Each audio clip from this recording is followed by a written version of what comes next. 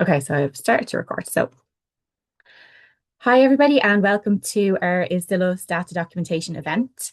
So, like I said, this event is being recorded and we're going to post it to the ISSDA YouTube channel, but you can feel free to have your video and your audio off and you don't have to participate. But I might ask a few questions and for your opinions at a couple of points. Don't feel pressured to respond though. My name is Jade. I work in the library in the University College of Dublin. Part of my role there involves supporting ISSDA with their outreach, their training, and their events like today. In case you don't already know, ISSDA is the Irish Social Science Data Archive, and it's part of a European consortium of social science data archives known as ISSDA. It's funded by Research Ireland and UCD Library, and we are very happy to be taking part in Love Data Week 2026 because ISSDA just loves data all round. So this webinar is partly an information session about data documentation and the benefits of data documentation, potentially partially a discussion if you guys want to get involved. But most importantly, it's partially a declaration of love from ISSDA to data documentation, as you may have guessed from our title, ISSDA loves data documentation. So this is just our overview. I'm going to tell you why ISSDA loves data documentation. Then I'm going to try to convince you to love documentation too. Then we're going to just look at some of the considerations for when you're creating data documentation, and then some tips and resources for creating documentation, but for reading documentation as well. And then there should be plenty of time at the end for any questions or for feedback. I don't expect this to take like the whole hour.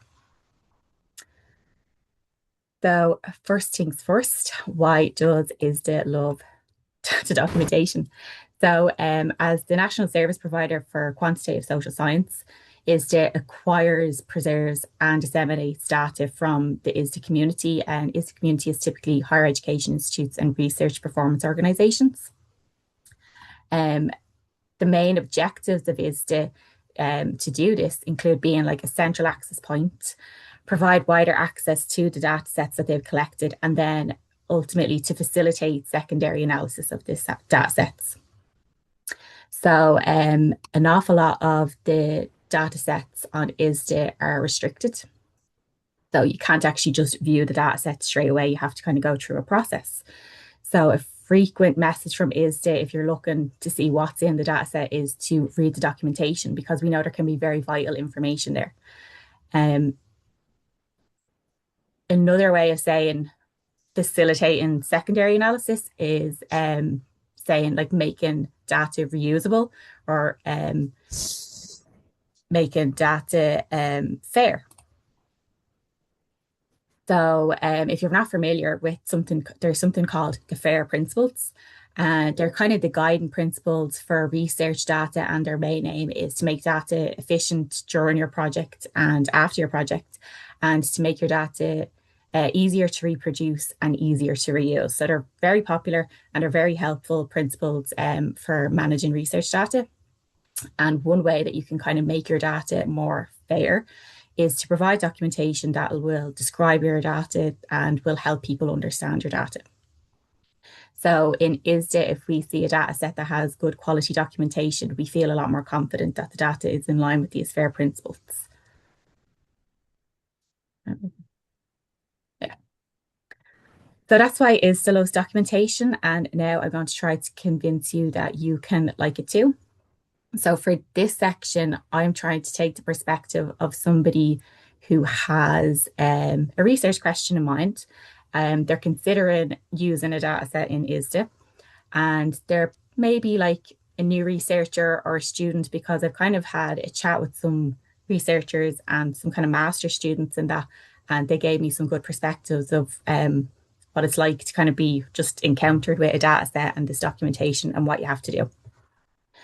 So when we're considering the researcher who's using secondary data or existing data, depending on what you call it, when I was having this conversation, I asked them, what do you want from the data? And they just wanted to know, well, will it help me answer my research question? It's like, I can't help them answer that. So kept the conversation going. And they gave me kind of a lot more specific questions, like what they wanted from their data in order to help their project or to know that they could use the data set within their project. So the questions that the people that I was speaking to wanted to know um, became a lot more specific. And this is where I kind of want to reach out to you guys to see, can you think of anything that they might have asked? Like, what do you think researchers are looking for? Or what are you in particular looking for in a data set? So you can put something in the chat. You don't have to answer if you don't want to, but I will just give you a little bit of time to think about it in case anybody wants to say anything or give their opinion.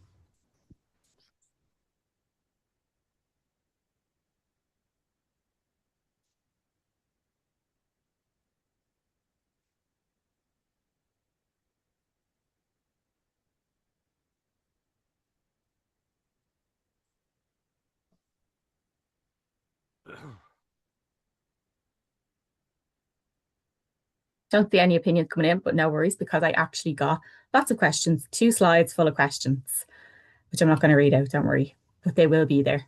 Oh, I think a chat's come in. Sorry. Information on how they can use the data. Is it under an open license? Yeah, eventually somebody kind of did ask that question. And it's definitely something that you kind of like need to know as soon as possible. Um, you don't want to have picked a data set, started your research project, and then realized I'm actually not allowed to use this data or I can't publish this as secondary data. That's not helpful at all. So, like I say, these are some of the questions. These are the more specific questions that people kind of asked for. And I'm just going to call out some of them. Like, for example, what you said there, Kate, can I actually use the data? How can I use the data? Um, can I access it? You know, sometimes you could look at a data and say, like, oh, what is that file format? I've never seen that before. And you have to go into a whole world of figuring that out. Then there's also specific variables. So, for example, like I wouldn't know what Q11HEXW meant, and where would I find what that means? How would I know if I can use it or if it relates to my projects? Is this good quality data? Is there related data that's not in this specific repository? Can you show me where the original findings of the data are? And then like sample size and how it was sample size and consent, very importantly, like is consent already been taken care of in this data? And then kind of more specific stuff about how the data was collected, like where, who collected it, that kind of information as well. So obviously I had a great answer to say to all of these people, you can find all of this information in the data documentation. And I just kind of said, you know, the data documentation is kind of the accompanying information, or it's just the other files that are with the data set. And the data documentation typically is described as explaining how, where, why, when, and who creates, collects, analyzes, processes, how it's stored, all the results, and how the data can be used. This is still a little bit, you know, generic in one way. I still wanted to kind of figure out, is there a way that I could say to somebody, oh, you'll find this specific answer to that specific question in this specific document type. And I found that I can't do that. There's an awful lot of crossover with the documents. There's loads of different types of documents, and different disciplines use the different types of documents in different ways as well. So kind of having those conversations with people, at least to start to say like, oh, have a look at everything, kind of felt like a bit overwhelming. So I asked them again, I gave them this list of documentation. And I said, is there anything here that you'd kind of want to use straight away that you think would be helpful to you? And there was actually some people who said no. And that was fair. Like that, what they said no was because they thought this was technical information and that this type of documentation wasn't related to the actual data. So that was kind of like, that was a good point of view to understand, to see like, oh, like some of these types of documentation aren't really self-explanatory. Eventually, though, again, through the conversation, they started to think that maybe the code book and the data dictionary could be helpful to them. And I was kind of explaining to them, like, you know, you could kind of have a look at everything there in your own time. Just kind of take your time when you go to look through the documentation. But as I was saying, like you can have a look at all of these type of things. I decided to go and have a look at all of these different types of documentation myself again to just sort of get myself into that point of view. And there was a lot of information. There's a lot to consider and a lot to look at. So I didn't look at everything here. I've just looked at these underlined ones, and I'm going to have a brief discussion with you guys to kind of see, is there anything there in particular that anybody here would use straight away if you were, if you had a data set and you had a lot of documentation? Is there one particular file or a couple of particular files that you'd kind of want to look at? Again, you don't have to answer.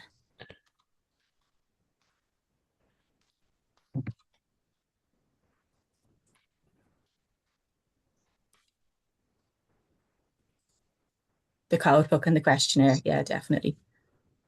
Code book, README file, data dictionary as a minimum. Absolutely. Yeah. I think README file is there's a lot of information about README files now and code books. Yeah.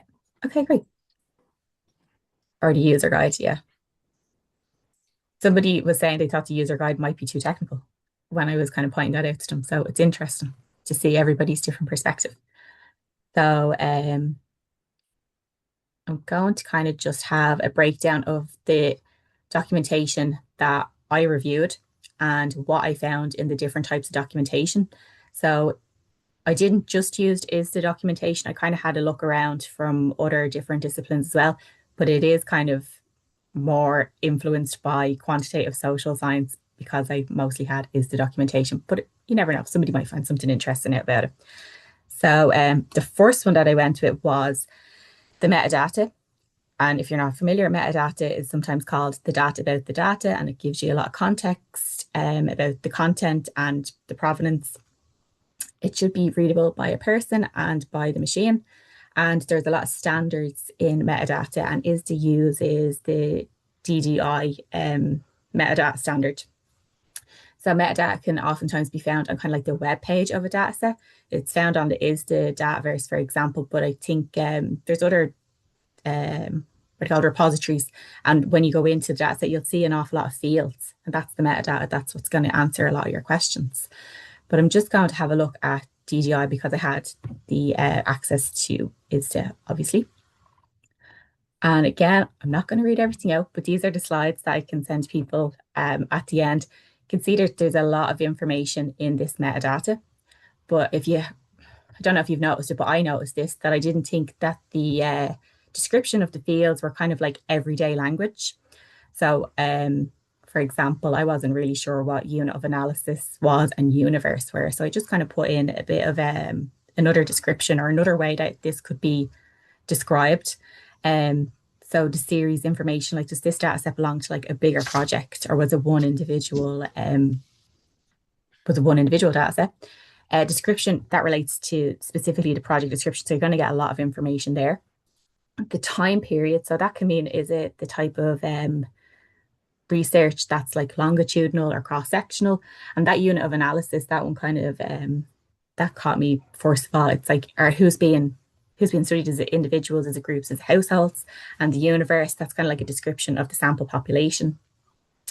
And what was the other one? Oh yeah, the mode of collection. So that could be like your interview. Was it an interview? Was it a questionnaire? Was it a focus group? That kind of thing. Then when I was looking through the metadata, I did find an awful lot of information. But because I was using ISSDA Dataverse, it's kind of going back and forth and back and forth. So I can show you at the end how you can export the metadata from ISSDA Dataverse, which can be kind of useful. So so then the next couple of bits of documentation, I've kind of put these together because they're sort of similar in some way. Some people will call a code book a data dictionary and vice versa. And then oftentimes related, there could be another document specific to derived variables. So there is some overlap between metadata and the code book. So you could have the context information, but the code book seems to be an awful lot more streamlined in a way to kind of describing the variables specifically and describing maybe like anonymization steps, like that was particular to information in ISSDA. So what was great in the code, because I was looking at, I had like the list of the variables that wasn't included for the anonymized data files. So it said what was included in the data set and what wasn't included and why they had to be dropped, normally for like anonymization reasons. It would give the variable name, the variable label, the exact wording used to elicit the information. So basically the questionnaire. So sometimes the code book includes the questionnaire. Sometimes you might have a questionnaire accompanying the data set in its own file. Get variable meanings, levels of measurement, variable formats. So if a variable was a number or a date, it said which way you had to have the date. So for example, you can have like the European way of writing a date, or you could have the American way of writing a date, but it would specify whether it was like month, day, year, or day, month, year, or whichever way they're going to indicate the date, or if they're following a particular standard, and it would kind of indicate what standard it was using. And then some of the code books, or potentially a separate file, would have information on derived variables. So, for example, something that you might know of, like, is the body mass index. That can have a formula, like how it's created. It's created from different variables, kind of like mixed together mathematically. I don't know how to describe that. That's a terrible description. And then it would give the meanings of the code. So, example, what does 1, 2, and 3 mean? It could mean excellent, good, fair, example.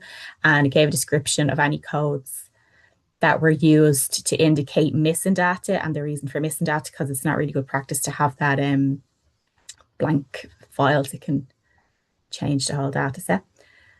Then following on from the codebook and the data dictionary, I had a look at something called anonymization file. This was really, really interesting. So it's basically a file in either like an Excel or a tab file that I could open in Excel. And it had the same information that was in the codebook, the variables that had to be dropped because of anonymization. But because it was in a different format, I was able to use features in Excel to kind of filter it and see everything that was removed. So I found that really helpful. Because that visualization just kind of made things easier, and I was able to get familiar with the expected data much quicker. So another couple of things there that I've looked at, these are pretty self-explanatory to me: the interview manual, instructions, the blank questionnaire or consent forms. So really the questionnaire, again, just the exact word for words questions that were answered. And then the consent form was brilliant, because then I knew what people had actually consented for. And in a way, like, I knew whether I could use it, like ethics approval, whether ethics approval has already been obtained. And that just kind of makes you feel a bit more comfortable in using the data. And then the interview manual. So not just the questionnaire, but kind of like if you had a couple of different questionnaires, like, are you meant to hand out this questionnaire first and this questionnaire second? Or is there any other processes involved? Like, do you kind of have a chat with the person first of all? Do you arrange the room in a particular way? It's great. And second to last. So reports and summaries. So I found the reports and summaries were very different, but that's probably because it depends on the discipline. I did look at a couple of different types of reports and summaries, and there was some overlap with the metadata. So there'd be the description of the data. Some of them actually had the file naming conventions explained. That was really helpful, because I was able to kind of get very familiar then with the file names, and just kind of, I felt like I could read things easier, because I had that second documentation explaining what each of them meant. So explain things like, say there was an acronym in the file name, like it would tell you what the acronym stood for. It could be like the project title or something like that. A lot of them would have the findings from the initial research projects. And then some of them had some graphs and some charts as well, which was great again as well, to just kind of see that different perspective, and just kind of putting everything together in a bit of like a jigsaw. Like I said, I had some metadata, but it was kind of in that narrative form. So it was more like sentence structure of a metadata, instead of the fields that are on the web page that you fill in for the metadata. So again, that was just like nice to read it from a different point of view and kind of get a bit more familiar with it overall. Then the final documentation was the README, the user guide, and then also something called a file manifest. I hadn't seen this before, but I had a look in it, and it seems to be very similar to a README file. It had those kind of like the file naming conventions, and what was in each file, like an awful lot of like the sampling information, population information, the number of observations, that kind of stuff. So it was interesting, but there was a lot less in the file manifest, but it was still worth the read. So Basically, if you're not familiar with a README is just kind of like the neat overview of a project and the data, and it should be in a text file, hopefully. Um, I would think of a README as kind of like an introduction to a data set. So there's an awful lot of overlap with the metadata that you might find on the front page. And I'm not going to read that out, all of the metadata, but you can look in your own time. But what can be included in a README, that's very helpful. I've just highlighted these ones that I hadn't come across them as often in the other documentations. It seemed to be mostly in the README files. So that citations for data sources if secondary data is included. I hadn't seen that in the other documentation. So I thought that was really helpful. Also, that folder and file overview where they kind of have the list of the files and the folders, a little brief description, a description of the naming convention, and then also an explanation of the relationship between the files, which is really That's actually really helpful because originally when I was doing it, I didn't know that file called anonymization action was as related to the code book. I kind of figured it out as I was going along, which was fine. But if I knew that quicker, I would have been able to put it together quicker. And it's just, again, it makes it easier to use. It makes it more efficient. And another thing that you can include in the README, and you might be able to include this in a report or a separate methodological document, is the information about the cleaning and the processing of data, and then any instruments or software that's used. So I was just thinking, like I wasn't using the data, but if you were using data and you happen to be using like a particular library in one of the software features like Python or whatever somebody happens to be using, if you could list that what you use, then somebody doesn't have to go and do that trial and error to see what's going to work for them. So that's really helpful. So overall, I felt there was an awful lot of documentation, a lot to get through, but it was all worthwhile. So I recommend kind of having a read through, maybe just skimming the different bits of information. But if there's a README file available, try to have a look at that because that seems to be, like I say, like a very introductory thing, kind of telling you, like, what to go, where to go for particular bits of information that you might need. So it was great. So hopefully I've convinced some researchers that documentation is good and it will help them. If you're going to use secondary data in your research project. And now I want to try to convince a data depositor, someone who's going to deposit in ISSDA, why documentation is good for them. And obviously it's because of all of these lovely benefits. So if you have documentation, you're kind of checking it as you're going. So you're kind of assuring that you have good quality in your data. Documentation is definitely going to help you with your research efficiency because you'll know where things are because you've wrote it down somewhere. It makes like this also helps it make reproducing your finding either because you wrote it down somewhere. Helps other people reuse the data. That in turn helps promote your data, and then that again can help with the possibilities of citations of articles, but also on your data because your data can be considered an output. And hopefully then, if you're wanting to, it could get you opportunities for more research or even for collaboration with other researchers as well, because you have this amazing documentation and it's as easy as possible to use your data set. So finally, I have this quote here that I heard somebody say, and I can't remember who said it, but I know it was at a kind of talk like this. Having this documentation and this kind of like good quality documentation actually helps you. It makes collaboration with your past self easier. When I heard that quote, I just thought it was really nice to kind of use it in all of my presentations now. So, I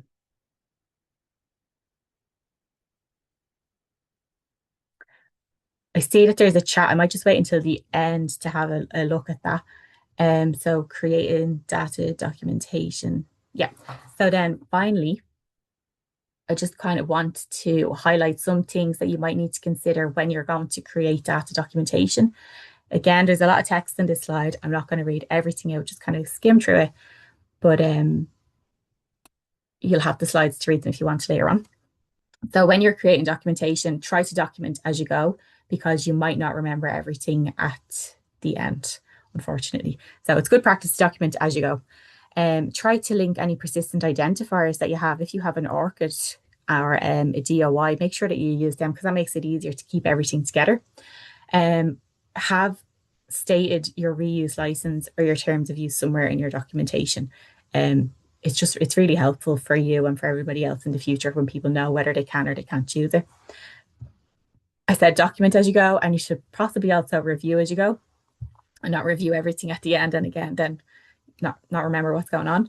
And some things to look out for are clear labels, missing values, inconsistencies with things like the date, like we said earlier on, spelling errors, typing errors, just as well. Like you can use like other software if you wanted to. Like I think if you wanted to, you could probably download it to like Microsoft Word to do like spell check or something like that. Because I know like not all softwares kind of help with the spelling, and it can kind of like go undetected. And then another tip is go check for any information that could be potentially attached to the data set. So I'm not familiar with all the software, but I know in Excel you can put like little comments into particular cells. So just kind of look out for things like that, or anywhere there could be like a hidden note that you don't really want to be sharing. Just have a kind of a brief look out. Yeah, so if you can provide information about how it was cleaned, anonymized, pseudonymized, provide information explaining the derived variables and include as much information as possible, like the formula, codes, or standards as appropriate. When you're checking your data set, check it against your documentation so that you can see, like, for example, in a code book, that the variables match, that there's consistent naming across both, and that they're actually in the same order, because that makes it easier to read if your information in the data set and the code book are in the same order. Then if you need to update your documentation, see if you can do this. Some repositories can, if you see there's a glaring error in that documentation and you're like, I actually just want to fix it, you can update it. If possible, in your documentation, again, thinking of the code book, some of them could be really big, try to have an index, and you can use those like inter-document links so that when you click on the link, it brings you straight to that page. That's really helpful. Use open source and common formats where possible. I know it depends on like your discipline, it depends on your it depends on what you're actually trying to create. Not everything can be open source immediately, but even like common formats, something that's used all the time in a specific discipline. And then try to provide as much as possible. So you might not need the README file, but maybe like another person might need the README file, or the questionnaire. Like maybe you have everything in the code book, maybe somebody else might want to print the questionnaire separately. So if you have them available, try to provide them. So think of it from like a secondary data point of view.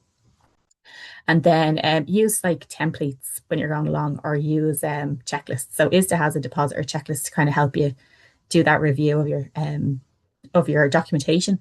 And I think UK Data Service has some great stuff as well. So also try to use features of different softwares that might help you just kind of automate some creation of your documentation. So I think SPSS, you can create a code book. I'm not familiar with SPSS, but I've just kind of found a YouTube video that might be helpful. Or there was a class on for Love Data Week by Fours, I think. And they were showing people how you can automatically create a list of your file names and your folder names using command line. So I have that PDF tutorial linked there as well. And then this is our last section now coming up.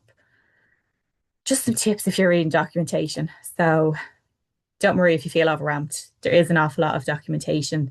It's not just you. I was reading through it and I felt, wow, there's a lot to get through.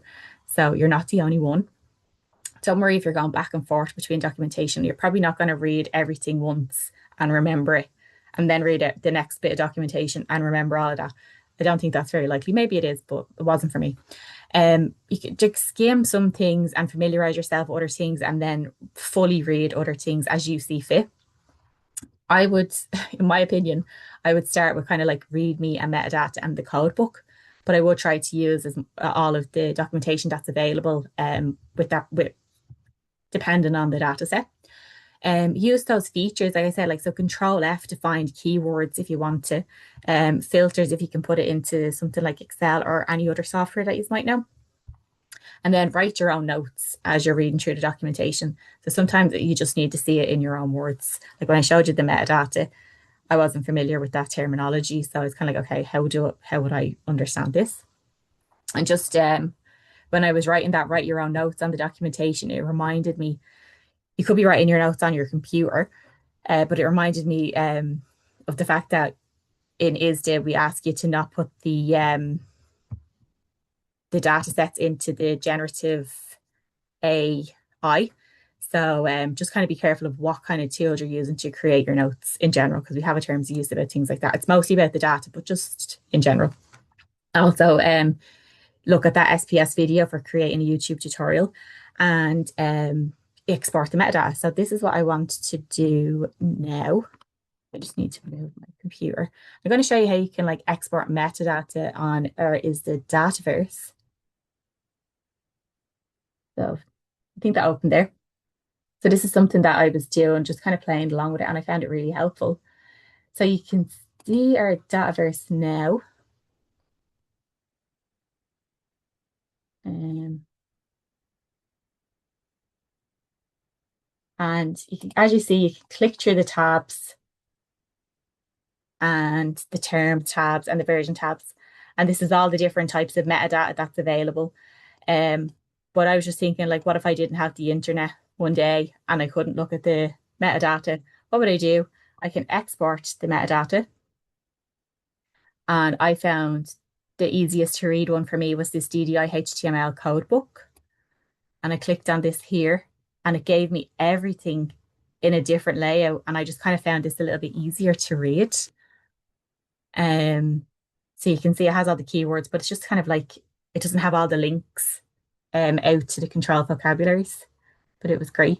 And additionally, it actually gives you some more descriptions of the file descriptions, and everything is together, like the number of cases, the number of variables, because the Dataverse converts some of the tab files or converts some of the SPS files into tab files. It is like a feature of Dataverse, so it's great. And also, if you wanted to, you could um, print it as a PDF. It might take a minute.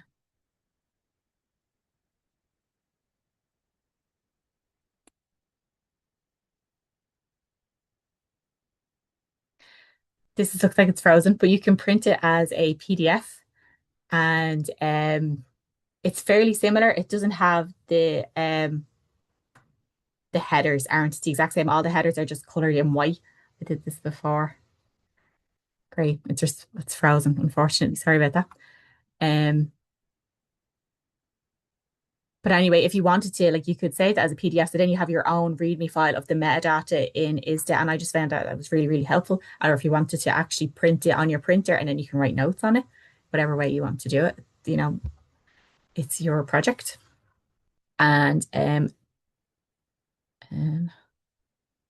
I think that's completely frozen on me.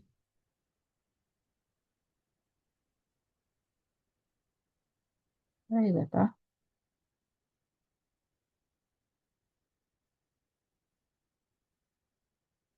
Only when you're live. I'm just going to reopen my presentation.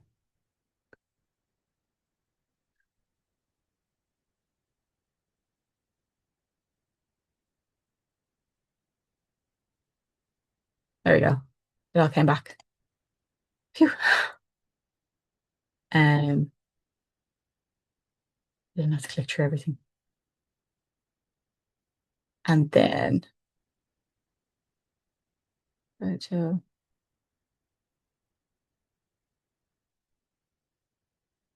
then that's it. We basically finished everything that I wanted to show you guys today. These are just then resources that I kind of consulted with when I was trying to figure out like what's the best way to document or the best way to read documentation. So I found a lot of these ones very, very useful. And like I said, I'll let you have the slides so you can see them all there. And so now I can do questions. And I thought I seen questions in the chat, but then I closed the chat. So I'll just open it up again. Or if anybody wants to say their question there, feel free. Or would you prefer if I stopped recording and then you can say your questions?